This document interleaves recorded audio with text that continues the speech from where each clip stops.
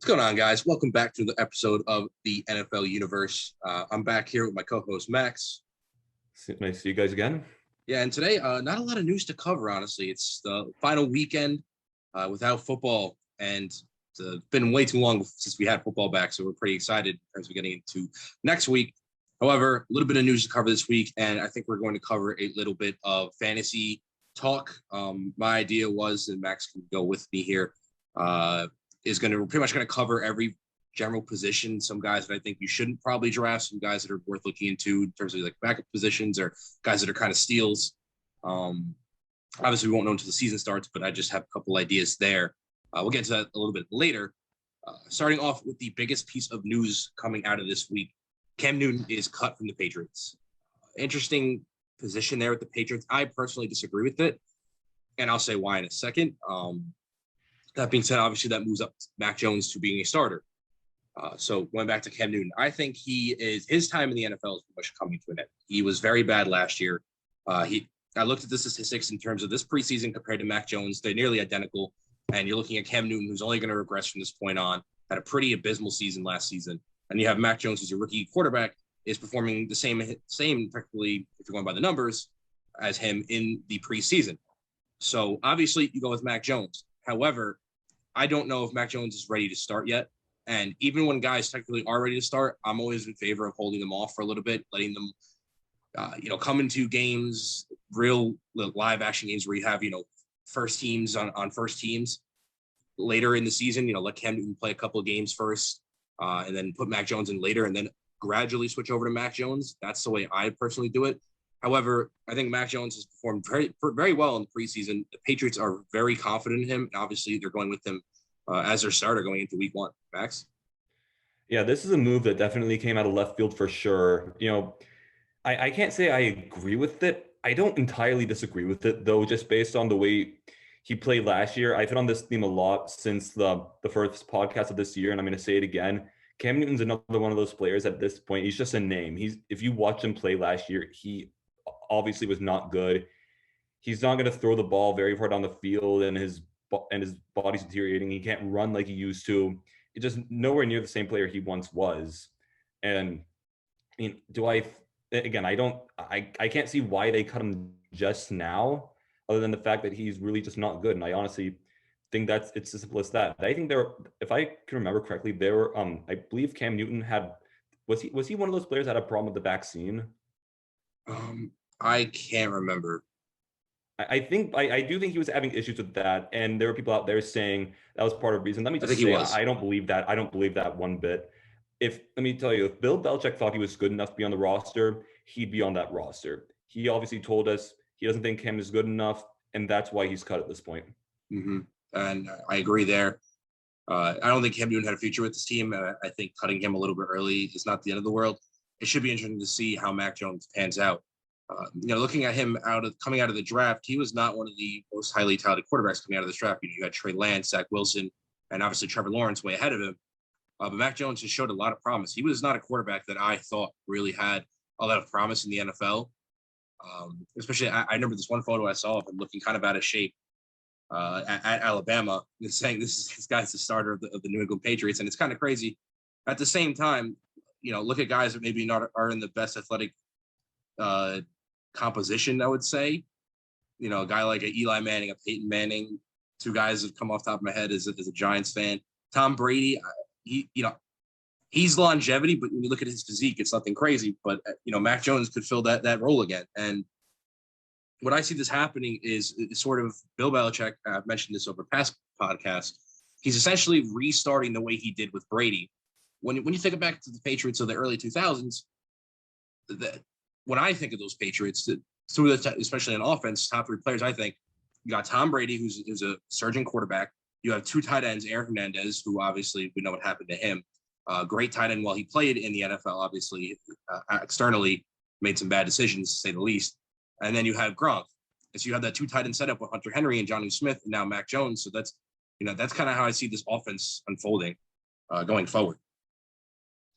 Mac Jones is definitely going to be limited due to his athleticism. He's he's probably not going to win you a lot of games on his legs, and he's probably not going to be a great game changer. I personally thought he's a pretty good thrower, but Mhm. even then, you don't need a guy who's really athletic to win, especially with Tom Brady. As great of shape as he's in, he's only gotten better since he's gotten in the league, which is incredible to say. He's Mhm. 43 and looks better than he is at 22. Mhm. Even then, Tom Brady would not win you games on his feet or his athleticism or even his arm strength. He won you games because he was smart and he knew how to win games. And that's probably what Belichick's going for in Mac Jones. I mean, he went to the winningest program in college. Mhm. And for the past few years, besides last, he's going to the winningest team in the NFL. So, I mean, I think he's in good hands because he certainly should know how to win because he's played for two of the best head coaches in all of football. Exactly. And going off of that, Mac Jones, he's got to be a great decision maker because when you hear about the Patriots, especially their offensive playbook, and they say it's one of the reasons that Cam Newton struggled last year was that the Patriots have probably the hardest playbook to learn in the NFL in terms of making good decisions and making the right reads. They run a lot of quick, short passes, and they run the ball a lot. So you got to be a quick decision maker in terms of the Patriots offense, and obviously Bill Belichick feels confidence in Mac Jones to do that. Going off of there, the next piece of news that we have this week, uh, officially Deshaun Watson has now been downgraded to not the starter of the Houston Texans. Was expected, however, is now official. David Culley announced that Tyrod Taylor is going to be the starting quarterback for the Houston Texans, and he's going to be backed by Davis Mills. Really interesting thing going on here. Deshaun Watson's career is in a state of disarray. No one really knows what's going to happen. When we go into fantasy later, I'll talk a little bit about that too, in terms of fantasy projection. However, Tyrod Taylor, I think he's a pretty run-of-the-mill, low-tier starting quarterback. I think he's gotten older. He's probably gotten a little bit worse because he can't run as well as he can, and that was one of the major assets to him earlier on in his career. But however, he's very limited in terms of his passing games, his throwing ability, his decision making. We saw with the Buffalo Bills a couple of years back, they had one of the best defenses, if not the best defense in the league, and they didn't even get past, I believe, the first round of the playoffs. Right? They had lost. I forget to what team right now, off the top of my head. You're But talking about the Bills? yes, when he was They on the lost to the Bills, Texans. there you go. They lost to the They Texans. lost to the Texans, ironically. So there you go. It's just Tyrod Taylor limits your team. Regardless, though, it could be a benefit. It could be a beneficial thing for the Texans in terms of the more games they lose, the better. This team needs a restart. So having somebody like Deshaun Watson in there that's going to win you games, probably not the best. It's definitely a tank season for the Texans. Max definitely agrees with me there. Going off of that, where is Deshaun Watson going to end up? I have no clue. He has a long road ahead of him if he ever plays for this team again to clear all these lawsuits that are coming out his way. I saw a news report, I think was in the past 2 days. I think it was like 10, I believe. Police reports were actually filed against Deshaun Watson. So not just claims of harassment, but actual, police related lawsuits and claims. So it's actually going through legal action. So again, he has a lot of lawsuits ahead of him. Whether he's guilty or not, I can't say, but it's not a good look for Deshaun Watson. And Texans are moving on with Tyrod Taylor starting quarterback. What a mess this whole situation is. And that's probably underselling it, dude. All this offseason, all I've been thinking, probably you too, is okay, this thing is going to drag out, but we're going to find out before the season starts. Well, we're at the week of the season starting. We don't know what's happening. Like, it's not like one of those situations where he could be suspended indefinitely. We have nothing. I am completely perplexed as to what's going on. I want a truth somewhere. I'm sure everyone else does. And as for the Texans themselves, I mean, it's just, I don't know how you could be less excited about a season. You have Tyrod Taylor, who is not a very good quarterback. He's definitely a bottom 10 quarterback, in my opinion, in terms of in terms of starting quality caliber. And he has no help around him. There's Brandon Cooks, and I believe that's it. David Johnson's not going to provide you much at this point. Yeah, I said it last week. This team has a real chance to go 0-16. That offense isn't go nowhere, and that defense is pretty bad too. And I don't know anything about David Culley. I don't know what he's going to do with that team or anything. That's about as uninspired of a mess as there could be. And I feel like that's saying a lot. I feel like I say all the time that there's going to be some bad teams, especially with this Texans team. They have not much money because I believe at one point last year their roster cost more than any team in the NFL. Mm-hmm. They didn't pick in the first round they didn't pick until the third round this year. What do you have to look forward to right now besides next year's draft picks? Yeah, and even next year's draft picks, if I remember correctly, they're limited too. they're a couple of years without a surplus of draft picks. So, they're going to have to trade away players left and right, If they can, they're all if signed they to can, bloated contracts. starting with Deshaun Watson. And that being said, Deshaun Watson is currently pending investigation with the NFL, so he's technically not suspended, which means he's available for trade. So if I'm the Texans, I move Deshaun Watson now, without a doubt. Don't wait for the investigation to happen because he could be worthless if the allegations turn out to be true. Obviously, pending on these investigations, move him while he has value. Because at the end of the day, let's say it turns out to be true. Good riddance to him in the NFL. Whatever team traded for him, they lose out. If it turns out to not to be true, again, this is a team taking a risk here. You get Deshaun Watson, who is a fantastic quarterback, 25 years old, easily went, looking into the future, probably a top 3 quarterback in the NFL as long as he stays out of trouble. So it's a great pick, a great trade rather. So trade for him now, and I think the Texans moving him now will be smarter too, because if you're going to go for a rebuild for this franchise and just all this drama surrounding Deshaun Watson, he doesn't want to play there anyway. You already requested a trade. Move him now. Do not wait for the start of the season or even deep into the season. Move him as soon as possible. Get what you can out of him. I don't know if you're going to get a first round pick out of him with his situation, but I think a second, third rounder is definitely within the realm of possibility right now. Considering the fact that he is Deshaun Watson. I mean, honestly, what value does he even have right now? Is anyone going to want to trade him with all these allegations?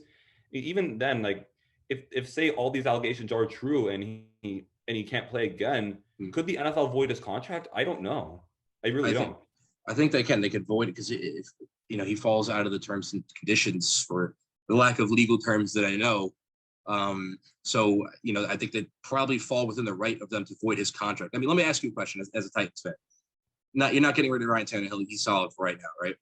Would you trade a second, third round, let's say a second, third rounder and maybe some other plethora of picks, 5 and later, whatever it turns out to be. Would you trade that for Deshaun Watson? Again, if you're not getting up a first round pick. No, I'm not trading a second or third. We already traded our second for next year for Julio Jones. Mm-hmm. We have our quarterback who, I mean, I'm biased. I'm going to say he's underrated, but a lot of people would say that too. Like I'm not trading a high pick for a guy who may not even play a snap. That's not going to happen. That's true. I feel like, okay, so as a Giants fan, I definitely would. I'm at the point where I'm like really analyzing this. I don't believe in Daniel Jones, especially if you're not going to fix an offensive line. We'll get into that when we get to the fantasy, because I want to talk a little bit about Daniel Jones when we get there. But if I'm a Giant, I'm the New York Giants, like I'll make a run at Deshaun Watson. Why not? Trade a second, third round pick for him. At most, you lose second, third round pick, which is decent value, but you're not losing a first rounder. And if Deshaun Watson does clear all the allegations, you got a pretty good player out of it. So I mean, if he clears all this and you trade only a second or third rounder, it's a steal. Exactly. But for my team that's in win now mode and we already have our guy, I want nothing to do with it. I just feel like for both sides, right, of the equation in terms of this trade, would you rather wait for Deshaun Watson to clear and then have to trade, multiple first rounders for him? Or do you take the gamble and risk a second or third rounder and go for him now? That's what I would say as the franchise trading for him. On the Texans, I'm not waiting until his value turns to zero. I'm capitalizing on what I can because our franchise is in such a state of disarray. This team has no chance of winning anyway. Take the value in the picks. I mean, from the Texans' standpoint, it makes sense to maximize this value while you can. But for teams that are win now mode that have their quarterbacks, I don't think it's almost a waste. That's true. Yeah. So I guess Titans are a little bit different because I was trying to not factor in Ryan Tannehill, but I guess you definitely have to. But I say for the Giants, I say Daniel Jones is sort of irrelevant at this point. It's his final year to prove himself. It's a make or break year in every sense of the word. And we're gonna get to that in a second. Last piece of news, for I think two pieces of news I wanted to cover real quick. Zach Martin, the right guard, I believe, for the Cowboys, out with COVID for week 1. This Cowboys offensive line has been slowly declining over the years. Zach Martin was injured for most of the year last year, if I remember correctly, right? I can't remember. If I'm not wrong, I believe he's one of the guys that stayed healthy, but they had to move to tackle because they had no choice. Yes. Okay, that was it. I think I'm not 100% sure, but I believe that's what the situation was. I believe you're correct. And with that being said, obviously that speaks to their state of their offensive line. Nowhere near what it was in the years past. Tyron Smith has been regressing. Zach Martin out for being week 1. You want to see Ezekiel Elliott bounce back this Is season. Lyle Collins playing? I believe he is. I believe so, but just first big casualty of the season to COVID, though, without a doubt. I don't think there's not much to say there, but obviously the Cowboys want to get this offensive line back rolling is going to be important if they're going to try and win the division. And then one thing I wanted to mention was Drell Casey retired this week. So congrats to a great career. Obviously was a big Titans guy at one point. So congrats to a great career. I loved watching Drell Casey play when he was in his prime. So kind of sad to see him go. I think the most painful thing about that is like we traded him a year prior, and he obviously wasn't happy that he was saying on social media like he felt disrespected. It's a bittersweet ending because he came back and he clearly still likes the organization because he came back and he announced his retirement at Nissan Stadium. It's a somewhat happy ending, but you just wish he never got traded in the first place because it makes sense to get a 7th rounder. I mean, what's a 7th rounder really going to do? Yeah, that's true. With that being said, moving into our fantasy section. So I'm going to go by position. Can I say something about the Zach Martin? Yeah, go for it. Yeah. So pretty much what this means to me is that Thursday, and we're probably gonna get into this here in a second, but just to start this segment off, I would be very wary about starting Zeke Elliott in fantasy this week because he's been one of those running backs to show without an offensive line, he's not going to do a whole lot. Very true. I really think the Cowboys are going to get blown out in this game against Tom Brady, a well-coached team like the Bucs. Mike McCarthy, not a good head coach at all. That offense, even with Dak back, they're going to have problems. I think Bucs run away with this. I think they're going to win by 20 points at least. Okay, definitely. I was going to get into that. I did my fantasy draft yesterday, so this is like really relevant for me. Did not have my favorite drafts of all time. Hold on, before we get into it, I'm going to read off my roster. Pull up my teams as well. Yeah, pull up your team. So going off my team, I got Patrick Mahomes at quarterback. I went and got him in the 3rd round because when I draft, I always jump because everyone usually goes for quarterbacks probably in the 4th round. I always jump and go for the 3rd round because I hate to be stuck with a lackluster quarterback in fantasy. Like I hate having to find somebody to fill spots. And I went and got Patrick Mahomes. I reached a little bit, but it's Patrick Mahomes. Could not argue that. And then running backs, I kind of waited to the last second to go and select. So I'm trying to move them hopefully. Right now I have Kareem Hunt and Raheem Mostert. Kareem Hunt's solid. He gets a lot of catches out of the backfield, but with Nick Chubb, being healthy and Nick Chubb doing what he does, Kareem Hunt probably not in position to get a lot of touches. Nick Chubb gets injured, then we have a different story. Kareem Hunt's probably one of the better running backs in the league to have probably a higher tier running back 1. Then I have Raheem Mostert, who's pretty good when he's healthy, but he's never healthy, so when he's always healthy. A risk. Yes, that's the thing. He is never healthy. So wide receivers, I killed. For my wide receivers, I have Tyreek Hill, DK Metcalf, and Robert Woods. And then my bench, I have Kenny Galladay and Henry Ruggs III. So I have a lot of firepower. Really for my strong receivers. Receiver group. You could definitely use one of those as trade bait. It's exactly what I'm trying to do. That's what I'm trying to figure out how to do. Tight end, I have Austin Hooper. I'm trying to maybe upgrade him too. Austin Hooper could be a fantastic tight end, but he was not targeted a lot last year. How many teams are in your league? That matters. 12. 12. Okay, one of the team I'm about to list off is 10, so my team's gonna be a little better just because of exactly that. Yeah. And then on defense, I have the Bills, and then for the kicker, I have Butker. So I pretty have Mahomes, Hill, and Butker. So I named my team the Chiefs. They're basically the glorified Chiefs. So yeah, that's my team as of right now. Max. So I have actually 2 teams. My first team that I drafted, I'm not going to read because it has 2 positions for each, 2 spots for each position, like 2 quarterbacks, 2 running backs. It's all that. I'm not going to go there. That's a long team. But the team I just drafted. So I had the first overall pick actually, and I took Christian McCaffrey. He was hurt a lot last year, but I really think he's going to bounce back here this year. He was the best running back by far in the league in 2019.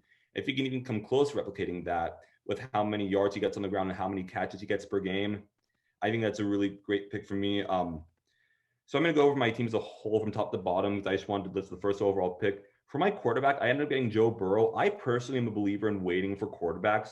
I prioritize floor with quarterbacks because if you have a great team around them, then that'll mitigate the loss of an elite quarterback. And my other quarterbacks are Jalen Hurts, who gets a lot of rushing touchdowns, and then Ryan Fitzpatrick, who also has a high floor. I have 3 pretty high floor quarterbacks, and I'm comfortable with that. The rest of my team is DeAndre Swift. He's my second running back. running back's one of those positions I believe you have to get on it early, because pretty much outside of like the 30s, maybe the 40s, the quality of running backs really drops off. And if you don't take, I felt that. if you, yeah, exactly. And I think you could be in trouble if you don't have, if you're running back 2 is weak, that means your bench is not going to be very good either, obviously. Mm-hmm. So my receivers, I ended up taking AJ Brown with in the second round, and then Robert Woods. I think Robert Woods is honestly a guy that's underappreciated because people don't talk about him because he's not really that flashy, but especially in PPR leagues, he gets so many receptions a game. There were some games I believe last year where he got 10, 11 receptions, which is crazy, and that really adds up. So I think I have 2 really good receivers there. My tight end is Darren Waller. Tight end's another one of those positions I believe it's okay to overdraft, because if you look at the 3 tight ends, the best 3 tight ends of the game, Kelsey, Kittle, and Waller. Miles better. That's a huge advantage if you have those elite tight ends, because it's a serious drop off since then. I think it is. Obviously guys like Kyle Pitts, who's in my flex position, he has a chance. And I think Logan Thomas has a good chance to break out this year. Other than that, you're really not going to get any tight ends that are going to be that explosive. I think having that is really huge advantage. My starting defense, I took the Washington defense. And right when I made this pick, I said, this is the reason you wait until the last 2 rounds to draft your defense and kicker, because I waited that long to the second to last round and I drafted the Washington defense. I'm a believer you never reach for a defense, because then that hurts the rest of your positions. With my kicker is Greg Zuerlein, but I don't mind dropping my kicker any given week and picking up a new one, because I feel like the kickers are pretty consistent across the board. Yeah. So yeah, I mean, like for me, like I'm always hesitant to drive high on running backs, specifically because of injuries. That's why, because I feel like running backs is probably the highest position to get injured. But you're 100% right, and I know that going into the drafts, and you really see it when I go and pick wide receivers really high. When I was left the running backs, I'm like, oh, there's not many elite running backs, especially for tight end. I probably went and tried to go get tight end, I don't know, maybe 4 or 5 times, and because it was coming up for my pick, Logan Thomas was available. He got selected maybe 1 or 2 picks before me. I went for Pitts, same thing. I'm trying to think who else was right in front of me. Jonnu Smith was right in front of me, and he got picked. So, the tight end talent is very limited. So I'm going to try and probably trade away Kenny Golladay and Henry Ruggs, maybe for a running back and a tight end somewhere, if possible. Maybe go Henry Ruggs, Kenny Golladay, Austin Hooper, and bundle it for a tight end and a running back. That would be fantastic if that would work out. But yeah, I definitely like your picks too. Even with my quarterback, Joe Burrow being there, I mean, it's not the greatest pick ever. I mean, there are definitely better quarterbacks available, but he's also a guy with a fairly high floor and a high ceiling, because if he stays healthy with the receivers around him, he could have a really, really good year. So there's a chance that pick could be a real steal for me. And with the rest of my team, I think I feel pretty good at what I have. 100%. So going off of that, so I'm going to start with quarterbacks. Any higher tier quarterbacks that in this draft that you are, I'll start, but that you are a little hesitant of? Because for me, one of them is going to be Jalen Hurts. I'm a little hesitant of him. He gets a lot of rushing touchdowns. However, obviously they just traded for Minshew last week. That offensive line is a big question mark for me, because it's not what it used to be. Jason Peters is gone now. Lane Johnson has aged, and regardless, even Jason Kelce's obviously great. The question is, will they stay healthy? Because the Eagles line gets injured every single year pretty consistently, unfortunately. A lot of question marks there. And if Jalen Hurts has a bad couple of weeks, are they going to take him down and put Minshew in there? Because they traded for Minshew. Are they going to have their quarterback battle? So that's why I question Jalen Hurts going higher. Other than that, I think Mahomes is a given. Murray's a given, obviously, with DeAndre Hopkins and that receiver core developing fantastic. Lamar Jackson is Lamar Jackson. He's going to produce. Tom Brady going down the list right here. Josh Allen. Dak Prescott, as long as he stays healthy, should be decent. Aaron Rodgers solid. Ryan Tannehill, obviously, he's going to be probably one of those sleepers this year. It could be absolutely fantastic between Julio Jones, AJ Brown, Derrick Henry. They could get Derrick Henry involved in the passing game, running maybe a couple of screens to him, because they're going to have that passing threat. There's such possibilities that an offense that he could be really good. Ryan Fitzpatrick is up there. I'm not so sold on Ryan Fitzpatrick. He's Fitzmagic one week and then he's horrible the next week, but he's definitely not a guy that you start. He's more of a filler if you have like a bye week. I think one guy that's a really big sleeper right now is Matt Stafford. I feel like the Rams offense could be fantastic to be sure. Because when you look at the Rams offense in the past couple of years, Sean McVay is a great offensive coach. We talked a little about this when they traded him. Matt Stafford could have a fantastic year, and this offense have a fantastic year. If they were able to perform as they did under Jared Goff and produce a little bit, then what can they do with Matt Stafford? On top of that, the running back situation isn't ideal either, so they might be a little more pass heavy between Cooper Kupp and Woods. Obviously, with Cam Akers going down, they're going to fill in with Sonny Michel. They might go a little bit more pass heavy. I think Matt Stafford could be in for a really good year. I mean, I keep going, but Max, do you have any guys that ring bells? So I was going to go off what you said about Jalen Hurts, and like I said, I have him on my team on my bench, and you're absolutely right. The Eagles' situation is completely unpredictable because there's clearly competition there. Yeah, they said Jalen Hurts is going to be the starter week 1, but that could obviously change any time.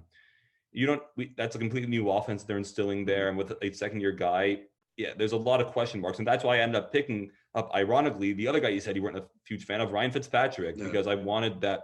Because even if Ryan Fitzpatrick's not going to be the most explosive guy, I think he has a pretty high floor based on what we saw with the Dolphins the past 2 years, and with guys such as Terry McLaurin, Curtis Samuel, even Antonio Gibson, who can get some receptions. He can keep the defense guessing. I think he's going to put up some points. I think he could be good for like 16, 17 points a game, which with the rest of my roster, I think I could be comfortable with. But obviously, I'm hoping Joe Burrow can be that guy who can lead my team. One guy I want to talk about who I think is being really underrated in these drafts is Baker Mayfield. I was about to mention him. Perfect. Because we saw how pretty much everyone talks about how inconsistent he is and everything like that. But I wrote an article for the Sport Universe, their page, and I pretty much said, look, last year, late in the year, was the first time Baker had a good coach, a good team around him, and they were locked in. He had to deal with so much before. And like, what quarterback can succeed with 3 head coaches in his first 3 years? It doesn't work that way. But once you give him time to gel, they turned in a great offense. And I think with a fully healthy team this year, I really think he's about to take off. Mm-hmm. I agree. And that offensive line, fantastic.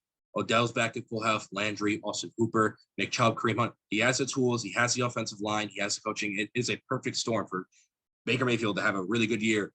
And when you look at him down the quarterbacks list, he's a guy you can go and reach a little bit later to fill a quarterback spot. One guy that I wanted to mention is Daniel Jones. He's that guy that, he's definitely a backup. Obviously, he's not going to be a starter for you. However, he might be a good waiver wire pick in terms of Daniel Jones could have a fantastic year this year. I mean, look at the Giants wide receiver core: Sterling Shepard, Kenny Golladay, Tooney. Pretty good wide receivers there. Running back, obviously, Saquon Barkley, great there. Evan Ingram is a pretty solid tight end, even though he has a lot of drops. All comes down to the offensive line. If the offensive line is able to be serviceable this year, Daniel Jones make the step up. Daniel Jones could be that guy that's going to be, your quarterback gets injured. Daniel Jones is probably going to be one of the better waiver wire quarterbacks in the NFL. That's how I feel. If everything works out. So, he might be a guy. I personally have him on my bench right now. He's my backup, just in case. I think the decision-making is going to be important too. True. Obviously, the past few years, you can pretty much say he's getting used to the game, and that's valid. Mm-hmm. But again, you're not going to be a good quarterback in this league unless you can make the decisions. So he could fix them, but he has to, or else he's going to continue to struggle. So moving over to the running back position, a lot of interesting picks here. So going through it, Christian McCaffrey, I think he's a pretty good lock. If I had the first overall pick, I don't know if I'd go with McCaffrey simply because of his injuries last year. That concerns me. However, it's hard to get a better pick than that. McCaffrey is McCaffrey. I can see why you took him. Cook, great. Derrick Henry, without a doubt. I think if I had first overall pick, I might go with Derrick Henry because it's Derrick Henry. However, you got to also balance the fact that Julio in my one league. Exactly. So with Derrick Henry, you also got to factor in, is he going to have a little less production this year? Not because of his talent or anything, but the fact they did pick up Julio Jones, have A.J. Brown, that combination may opt the Titans to pass more and put the ball in Julio Jones' hands rather than Derrick Henry's. He's still Derrick Henry. He's going to be a first-round pick regardless. Kamara's good. Gibson, I'm not too high on. James Robinson, I'm probably high on because, let's be honest, the Jaguars' wide receiver core is not fantastic. And Travis Etienne injury, that puts his value. Exactly. And Trevor Lawrence is going to struggle a little bit, so they're going to run the ball probably a lot more. James Robinson's probably going to be pretty nice. Jonathan Taylor, I'm not too sold on either. Depends on this Colts team works out. Obviously, a fantastic running back. I think he'll be one of the elite running backs in the league going forward. However, you have to factor in Hines and also Marlon Mack, which we talked about. Maybe the Colts moving them to to I'm trying to blank right now. What team did you want to move him to? Say that again. Maybe what team did you want to move Hines or Marlon Mack to? I forget. Oh, I said the Ravens to trade for Marlon Thank Mack. you. But it looks like they're coming with Gus Edwards being their guy. So who knows? David Montgomery is projected to score a lot this year. I'm not so sure about him. I know he's kind of a dual threat type of guy, but Austin Eckler is projected to go really high. Ezekiel Elliott, all these guys I'm not sold on. Saquon Barkley fell a lot this year, and I don't, I'm probably in agreement with there. I think concern is just so it's very high. He's been injured 2 years in a row now. When is he going to be healthy? Obviously, I think everyone would generally agree Saquon is a top 3 running back in the NFL when he's healthy. When he's healthy. That's been a big question. So I think, a lot of the running backs up on the top tier of the list, it really depends if you're in a PPR league or not, what kind of carries they're going to get. Going down the list, I think some of the sleepers this year, Josh Jacobs, he had a fantastic second year. He fell off a little bit in his third year. Was it second year, third year? I can't remember what year he was in. All I remember about Josh Jacobs is that he screwed you over that one week by when he's supposed to be healthy and he wasn't. So he's exactly off your right. Exactly. So I did not draft him. I think he's one of those guys who can be productive like he was that one year. Then he could be really good. Raheem Mostert could be a sleeper too because the when he's healthy. The presence of Kenyon Drake worries me. I don't know how often. I definitely think Jacobs is gonna be the lead back, but he could get maybe 5 fewer carries a game, which could be a lot, assuming he averages 5 yards a carry. So that's like 25 yards less than what he normally gets, which could be costly. Yeah, that's true. So I think Raheem Mostert's pretty solid. And when he's healthy, he's fantastic. He's the type of guy. I would not be so sure about Raheem Mostert because they just drafted Trey Sermon. That's true. And when he's healthy. So they drafted Trey Sermon when he's healthy. So I think Raheem Mostert's a really solid guy to have the first half of the season. Look to move him going into the second half. That's definitely what I'm going to do. Because as Trey Sermon continues to build, Raheem Mostert's going to get less carries. It may help him not get injured as much. But I think Raheem Mostert, as of right now, is a really solid guy, especially at a running back 2 spot. I don't know how long it's going to last. If you can move him. Going down the list, Kareem Hunt, I think, is okay. I think one of the guys that's kind of slept on right now is going to be DeAndre Swift, which I think is a pretty good pick for you. So I like him. He's going to be pretty good with the Lions. Again, they downgraded at quarterback.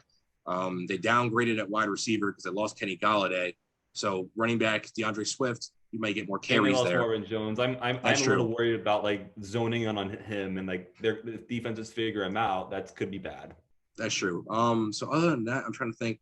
What do you think about Najee Harris being drafted so high? Because I remember he was drafted very high in this draft. You obviously with James Conner. I have no issues with Najee Harris, the player. I think he's super skilled. I think he has the potential to be great. I just cannot look past that Steelers offensive line. Yeah. If you looked at every year why they've had a good run game, it's been because of their offensive line. D'Angelo Williams going in, James Conner. They're able to be effective because they had good run blocking. Last year, they didn't have that, and the running game went nowhere. Exactly. And I definitely do think that Najee Harris is more gifted than James Conner and D'Angelo Williams. Do not get me wrong there. But, like, you can't have a great running game. And you can. I wouldn't say you can't. It's not impossible, but it's rare that you have a great running game unless you have a great offensive line to help you out. And the Steelers don't have that. Exactly. So I guess any others running backs you want to talk about? One player that I'm very wary of this year, and I'm honestly staying away from, is Alvin Kamara, and I'll tell you why. That Saints offense is so unpredictable. They have Jameis Winston starting, and he can be explosive. And you could probably hit Kamara on some good passes because he's a reception-heavy running back. But my main problem with Kamara is that he's never been the kind of player to just focus on. He doesn't specialize in one area. His versatility is so much a part of his game that whenever there's not a good quarterback in, he's not going to be a good player. And I wouldn't say not be a good player. He's still going to be fairly effective. Is nowhere near what he can be. And not only that, but look at the Saints offense, especially with Michael Thomas out. He's their only significant threat there. That he's going to get more volume because that's just the way it goes. But like I said about DeAndre Swift, teams are going to zone in on him and figure him out. Pretty much the way to stop the Saints offense this year is stop Alvin Kamara, and you're pretty much going to have a good game plan because Jameis Winston's going to turn the ball over a few times. Yes. Like I've always heard talk. He could fix that. He's 5 years in. 6 years because 6 years in, yeah. he played last year technically, but like at that point, that's part of who you are. And yeah, I just can't trust Kamara in that offense. I really can't. And going off of that, I think whether it's Saints defense, because Saints defense has some talented players. You have Marshawn Lattimore, Demario Davis. I'd avoid it. They're gonna, even as talented as they can be, they're going to be on the field constantly with Jameis Winston turnovers. And then you're also going to be limited with Jameis Winston turnovers in terms of Alvin Kamara's production. We're looking at Michael Thomas's production. I think Saints players are generally. Who are their receivers? I don't know. Beyond Michael Thomas, I am not aware off the top of my head. Is Tre'Quan Smith still playing for them? That's the only one that comes to my mind. I don't know, but regardless, Saints players. It looks rough. Yeah. So going out from there, we have the wide receivers. I'm pretty much going to skip generally most of them. Devontae Adams, great pick. Tyreek Hill, great. Hopkins, great. By and large, receivers is one of those positions that you can draft deep into like the 50s and maybe even the 60s, and you can still have a pretty good, maybe not 60s, maybe he's pushing it, but into the 50s, you can get some pretty quality players. Some players that I'm looking at this year, Calvin Ridley. I'm interested. Julio gone. Yeah. His receptions are going to go up. If you're in a PPR league, he should be pretty solid. Justin Jefferson, I like. Obviously, came off a fantastic rookie year, one of the best in NFL history. Obviously, had the most receiving yards most receiving yards in a rookie season by any wide receiver in NFL history. He's going to be. I think he's going to be great this year. Mike Evans is solid. Cooper is going to be solid. CeeDee Lamb. Cooper and CeeDee Lamb are both pretty high. Usually, I don't like to have Cooper and Lamb simply because the Cowboys will randomly target one of them really heavily one game, and then because I had Cooper, I think last year, and those games he had no targets. Kind of why you don't want to start both DK Metcalf and Tyler Lockett, because usually one of them goes off and the other takes a step back for a certain week. Terry McLaurin's going to be great. Robinson, Thielen, Tyler Lockett, Robert Woods, as we said. Obviously, I have him, but Max would agree. He's one of those guys that I think with the Rams and the way their offense is probably going to go out this year, better quarterback, probably a little bit more pass heavy. Robert Woods could be fantastic for a PPR league. He could be PPR league draft Robert Woods. The volume he gets per game. He could possibly be an elite wide receiver one this season. Brandon Ayuk could be solid. Godwin rather. I think Julio Jones, who fell down pretty far in this draft in particular, I think he's a great flex to a wide receiver. He could be a wide receiver one depending on how he pans out. So, the fact that he fell so far in this draft, he could be a guy that's worth targeting. I remember he got traded in my league already. Just from the sheer fact of the Titans offense, you have to respect AJ, Julio, Derrick Henry, and Tannehill. Like that in itself goes hand in hand. Like, yeah, the volume may not be there, but the opportunity will. They'll have the opportunity to make big plays the whole game, and that's huge. So actually, yesterday, day of the draft, Julio Jones got traded in my league. It was Julio Jones paired with Laviska Shenault Jr., obviously wide receiver for the Jaguars, in exchange for Tyler Lockett.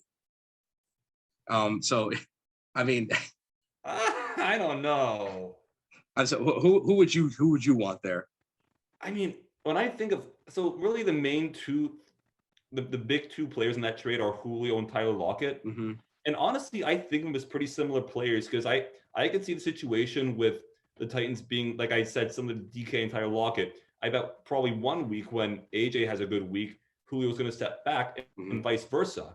And we think, and Tyler Lockett's kind of the same way, although in his case, DK tends to get more of the volume by and large. But then you throw Laviska Shenault in there. You said it was Julio and Laviska. Yeah.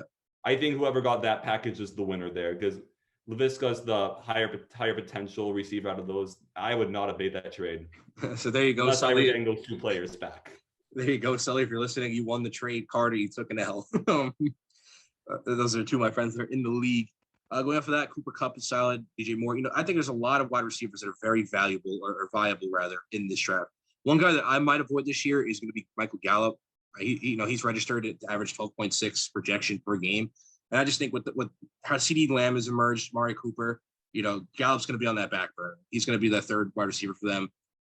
He's not going to get consistent targets from week to week, so he might be a guy that I avoid. Jerry Jeudy, I'm questioning because obviously as talented he is going to be, who's throwing to him? Big question mark there. Juju, not that great. Who's throwing to him? Ben Roethlisberger. I'm being very wary of any of the receivers on the Steelers.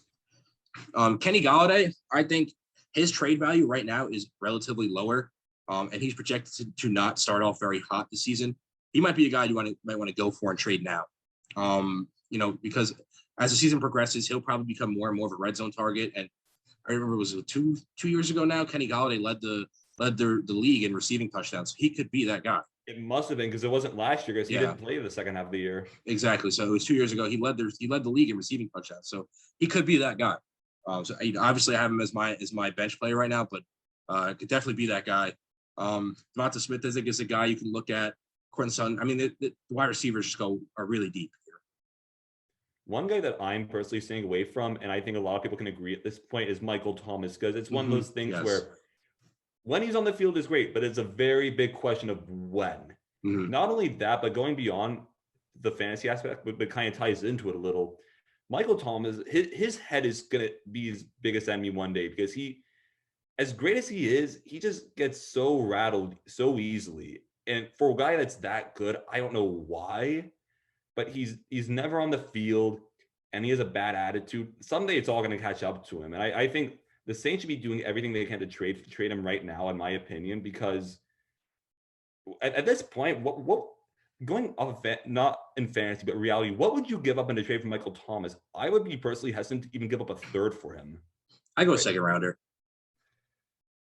I don't know. I just don't know when he's going to play. I don't want to give up a high draft pick for a guy that doesn't seem to be on the field. I mean, it really depends on what your team needs. Like, I'm trying to think of a team that's desperate for a wide receiver that could be, if you're in contention for a Super Bowl, you have a second rounder and you need a receiver, Michael Thomas could be really guy to go grab. Yeah.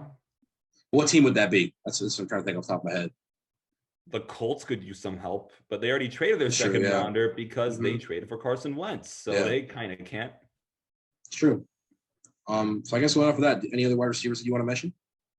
Not really. All right. So going into tight ends, I think tight ends are, as Max said earlier, they kind of fall off a cliff. But I think there's probably three tiers of tight ends, I'd say, in the league right now in terms of fantasy. So you have Travis Kelce, Kittle, Waller. Those are your undisputed tier one wide receivers, tight ends. Tier two, you have Hockenson, Pitts, Logan Thomas, Goddard. I just say probably Goddard's probably tier three. So and that could change a little, especially with Pitts. Yeah.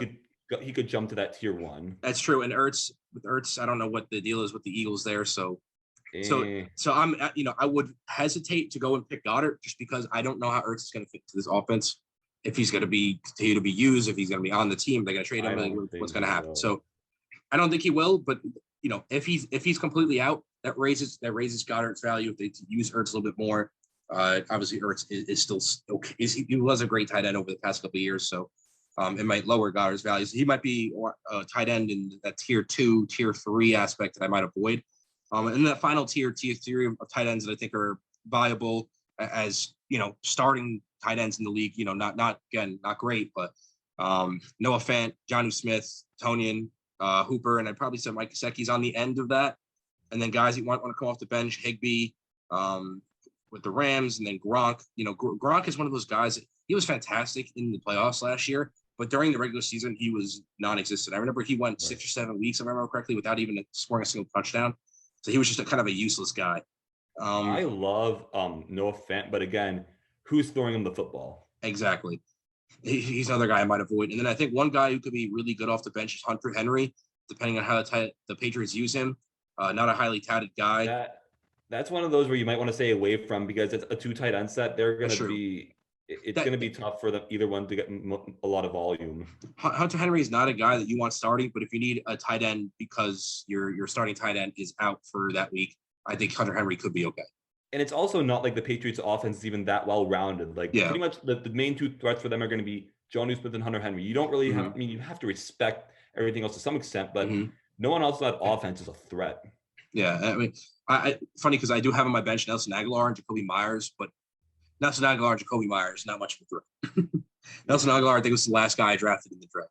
I've hoped that he continues that resurgence with the Raiders, but did any other comments about tight ends there? Not really, but as I said earlier, and I'm going to reiterate, it's okay, especially with the 3 top tight ends, Kelce, Kittle, and Waller.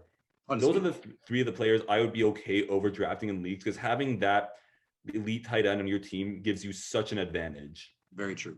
One of the guys that I was hoping to get, obviously, I think guys that have the ability to really go up in value. Hawkins is kind of locked in where he's at, but Kyle Pitts, Logan Thomas, and Goddard. Yeah. Goddard can go up or down based upon Ertz. Logan Thomas, if he continues to progress, he could be one of those guys that raises in value. And we don't know where Kyle Pitts stands because he's a rookie, but has all the intangibles to be in that elite tier 1 tight end set. So going on from there, going to the flex position, or not, we didn't even go flex position. We pretty much covered all those spots. Going over to the defense, I think it's going to be really interesting to see how the defenses pan out this year. So I should try to remember the top 2 defenses that won in my league were the Buccaneers, and I forget what the other defense was. Buccaneers aren't even high right now. What was the other defense that went really high? The Steelers defense went really high. That's what it was. I wasn't in your draft. Yes. Okay. So I know the Steelers and Buccaneers were probably the top 2 defenses. I can generally agree with that. The Steelers I'm a little bit more iffy on. Obviously, TJ Watt had a fantastic season last year. They're on the field so much. Yeah. So I'm not sure about Steelers. I think the Buccaneers are going to be really solid. I think they're going to be the best defense in the league this year in terms of fantasy. It's because Tom Brady's smart with the football, doesn't put him on the field that much. So if I had to go, if you're going to reach, and again, we're not talking reach as go get a defense in the 5th round of your draft. We're talking, maybe reach one round ahead for defense late in the draft. We're talking, 7th, 8th round, depending how many rounds you guys have. I think Buccaneers are the only defense I'd probably lock in to say that's a pretty good defense this year, and it won't change. I like the Rams defense, obviously. Pretty good set there in terms of corners led by Jalen Ramsey and then Aaron Donald. They're going to be solid. Packers defense could be solid. I'm trying to think, there's a lot of solid defenses. In terms of defenses I would avoid, definitely the Saints. I think everyone could agree that as we're going on. They're going to be put on the field. They're probably going to be the worst defense in the league via the numbers, strictly due to how much they've been put on the field by Jameis Winston. I'm trying to think, Max, you have any ideas about defenses? Pretty much what I'm going to say about defense is this one thing. I really don't pay too much attention to defenses because, as I said, when I'm going over my team, I wait until the last 2 rounds to draft defense, then kicker. Usually my strategy with defense is waiver wire. Look who's playing the worst offense, and that rarely fails me. I may not be active as much this year because I have the Washington defense, so hopefully they'll be formidable. But if someone, for example, if there's a team playing the Texans offense or another really bad offense, you might want to consider picking them up because if your offense can't score points on you, you're going to score a lot of points as a defense. And I think one of the defenses is going to resurge a little bit this year, possibly, is the 49ers, with getting Bosa and everybody else back. Corner situation isn't perfect. Obviously, Richard Sherman's still unsigned. I believe they picked up Casey Hayward, if I'm not mistaken. I forget. No, they have Verrett. My bad. Right. Yeah, they're not Casey Hayward. They have Verrett. So, again, their corner situation is a little iffy. Obviously, middle linebacker. Verrett's good when he's healthy, but again, when he's healthy. When he's healthy. Obviously, linebacker goes without saying. So, 49ers could be back. But again, I don't know. Would you agree with that? I think Buccaneers are probably that one defense that I could say is a lock is going to be solid just because of how the Buccaneers operate. And they will be because they won't be on the field that much. And exactly. They don't have a weakness, really. So it's really, I think you have tier 1 defense right there, and then everywhere else is probably tier 2 to tier 3. In terms of kickers, I think you have your tier 1 kickers. You have probably tier 1 kickers for me, Tucker and Butker. Butker because the Chiefs score so much. Right. Tucker because he's always reliable every single year. Gay is highly projected this year with the Rams. They could be good. I think the Cleveland's kicker could be really good because pretty much whoever is a good offense you're going to want to take that. Kickers, again, like I said, I don't prioritize kicker, but if in terms of the best kickers, whoever has a really good offense is one, or Justin Tucker because he's Justin Tucker. One kicker that I wouldn't go for is maybe like the Steelers, obviously the Saints. Gano could be solid. I'm not a huge Gano guy. I think he's solid when he gets the opportunity to kick. However, the Giants' offense has been so iffy with that offensive line that he may not be great. So other than that, I mean, that pretty much covers all of fantasy football. Do you have any more comments about kickers? Any positions you want to talk about, Max? Or not really. I think we covered it all. Other than that, I guess that ends our episode. Thank you guys for listening. We'll be back next week with the first week of football. I'm pretty excited to have it back. I got to see what my schedule is. Hopefully I can fit in. I should be able to get the episode in next week. We might do it on Monday, might be the move, just because of week one. I like what we did last year when we were able to talk about the Sunday games and predict Monday. Obviously, it probably gets out the day after Monday Night Football, but just trust us, we predict it in real time before. We're not cheating. Exactly. So with that being said, I guess that ends our episode. Again, thank you guys for listening. See you guys next week. I hope you enjoyed this one. Hopefully Ian will join our podcast at some point to talk a little bit about fantasy. I'm pretty excited for the season. I got to go get a running back and a tight end for sure. Got to make that happen. Other than that, see you guys next week. Have a great week, guys. See ya.